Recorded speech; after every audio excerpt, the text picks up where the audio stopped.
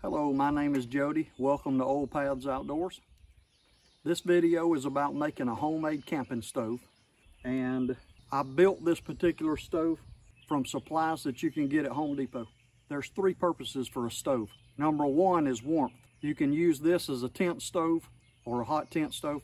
The second purpose is cooking. It's much easier to cook on a stove like this as opposed to an open fire. The third purpose for a stove like this is the smoke problem goes away. As you can see, all the smoke is going out the chimney. The reason I wanted to make a backpacking camping stove or tent stove is because it can be packed away easily in a backpack. There's a variety of stoves out there. There's stoves made out of ammo boxes, round canister stoves, rocket stoves. There's also folding stoves and alcohol stoves that you can pack. Problem with those stoves is you can't heat tin up with them. And then you have the very expensive titanium backpacking stove similar to this one, but this one's made out of galvanized sheet metal. There is some debate on galvanized sheet metal. They say that it could possibly put off toxic fumes, but I've done a lot of research on that, and the research indicates that it has to be 2600 degrees in order for any fumes to be emitted, whether they're toxic or not. But this fire will only get between 400 and 600 degrees inside, so I don't have to worry about that. All of the material for this stove costed me about $50. The only tools you'll really need is hand shears, a rivet gun and some rivets, a drill, and a hacksaw. Okay, it measures 7 inches wide, 12 inches long, and 1.25 inches thick. Pretty packable. Okay, I'm gonna assemble it.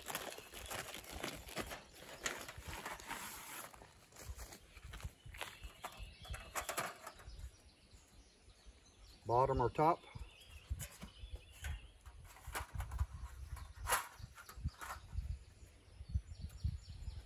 Front.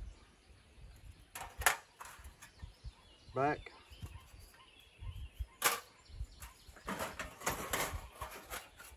Two sides, bottom or top.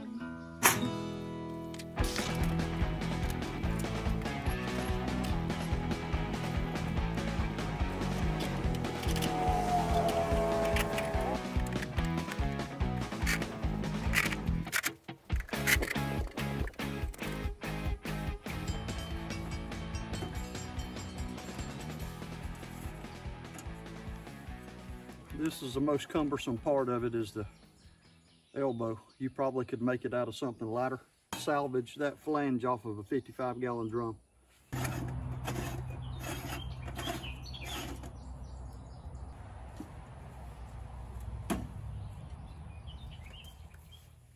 And the stovepipe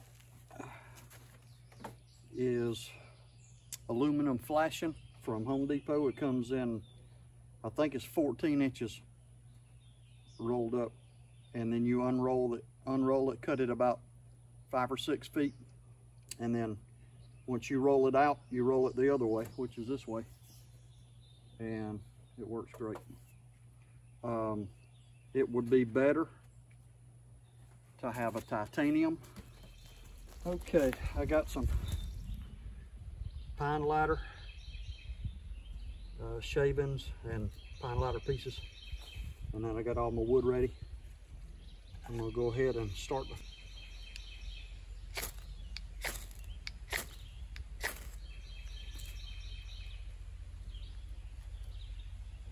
and there was no editing there. That's how many times it took me to get it going.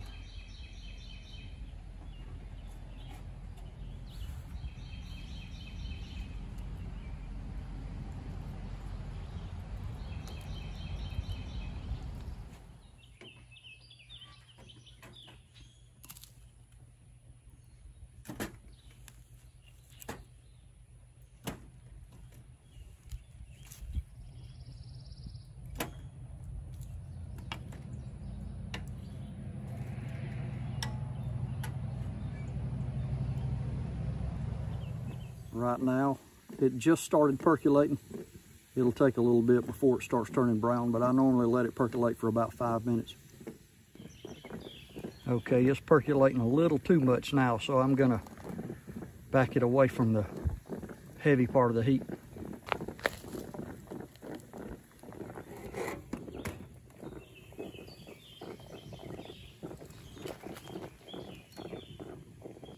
That's about the right amount of percolation there. Okay, it's been about 5 minutes, and now for about 3 minutes, 2 minutes, it's been pretty dark, so it's ready to take off the fire.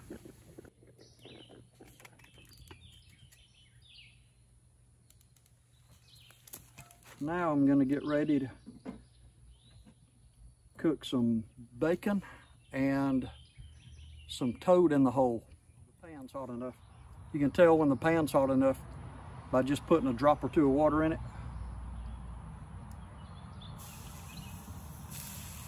If it sizzles, it's ready.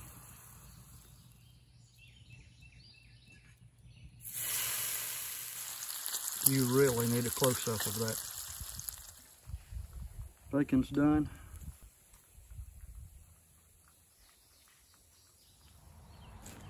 Now for toad in the hole. For those of you that don't know what it is,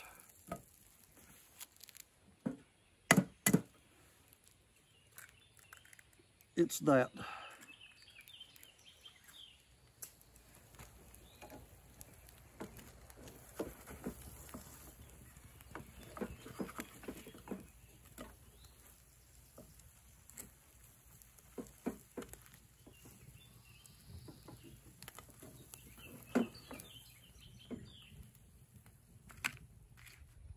Time to try the coffee.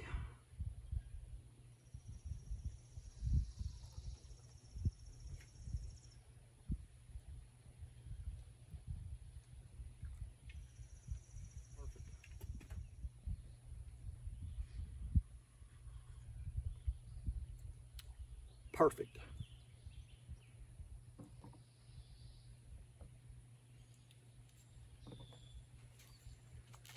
All right. Well, I won't make you watch me eat. If you have any, please comment below. I really appreciate you spending the time to watch the video. If this video was helpful, please like and share, and please consider subscribing to Old Paths Outdoors. The subscribe button should be right over here, and all you have to do is either push it with your finger or click on it with your mouse. And then over here should be another video of how to build a square campfire to cook food on, a cook fire. Happy camping and hiking.